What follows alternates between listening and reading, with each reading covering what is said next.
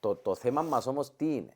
Τούν το πράγμα τώρα έχει δημιουργήσει μια οικονομία δύο ταχυτήτων, κυρίως μες στη Λεμεσόν. Δηλαδή, έχεις τους Κυπραίους ή τους άλλους που ήταν από παγιά στην Κύπρο, να το πούμε, που δεν ήταν, γιατί λαλία, δεν δούλεψε στα τελευταία 12 χρόνια σε εταιρεία register στην Κύπρο.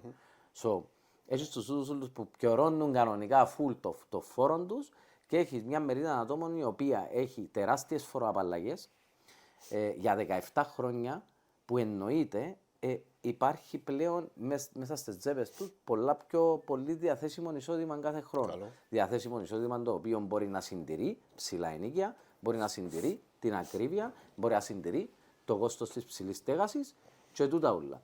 So, και πάλι ψήφισες έναν νόμο χωρίς να σκεφτείς τον αντίκτυπο των κοινωνικών που θα έφερνε τούτη ψηφοφορία και μάλιστα τον έχει φέρει σε πολύ σύντομο χρονικό διάστημα, δηλαδή μέσα σε 2,5 χρόνια έτα.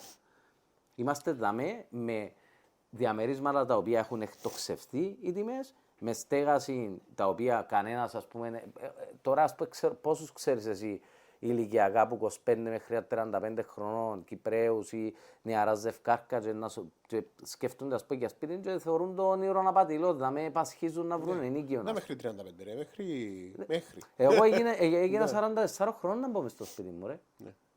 44 χρονών και πρέπει να μετακομίσω εκτός πόλης, να έρθω δάμε πάνω σου και να μου κινδυνεύσει να κρούσει και μες στη φωτιά, να πούμε. Καλό.